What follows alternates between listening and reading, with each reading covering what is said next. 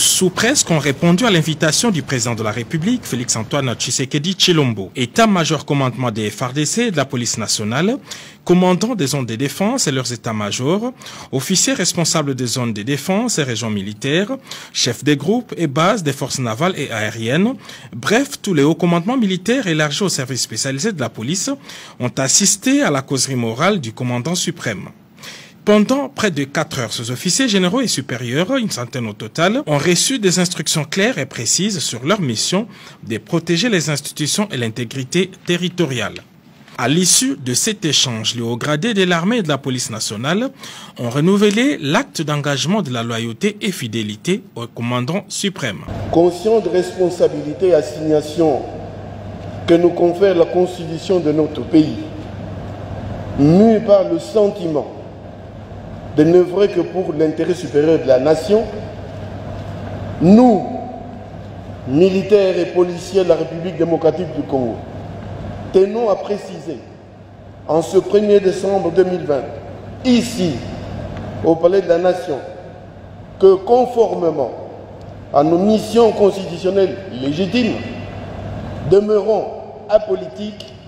et républicains, totalement dévoués à la cause Congo. Face aux vicissitudes du moment, restons attachés aux valeurs démocratiques consacrées par l'article 187 de notre Constitution qui stipule que les forces armées et la police nationale congolaise ont pour mission de défendre l'intégrité du territoire national et les frontières. Elles participent de ce fait au développement économique, social, culturel et environnemental, ainsi qu'à la protection non seulement des institutions légalement établies, dont le président de la République, mais aussi la protection des personnes et de leurs biens. Ciment de l'unité nationale républicaine, les forces armées, la République démocratique du Congo et la police nationale congolaise, résolument dévouées au service de la République démocratique du Congo et à son peuple,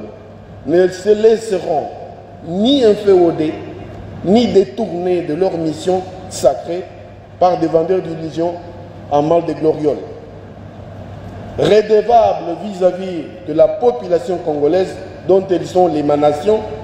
les forces armées et la police nationale congolaise rassurent votre suprême autorité qu'aucune campagne de sédition de quelque nature que ce soit ne viendra ébranler notre engagement citoyen et notre détermination à demeurer apolitique, national et républicain. À cet effet,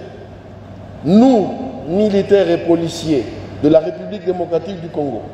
saisissons la présente circonstance pour réitérer toute notre fidélité, toute notre loyauté sans faille, ainsi que toute notre disponibilité à œuvrer sous votre guise, Excellence, à l'accomplissement de nos nobles missions jusqu'au sacrifice suprême. Et comme l'indique notre serment, nous ne trahirons jamais le Congo. La causerie morale de ce mardi intervient 5 mois après celle du 11 juillet de cette même année.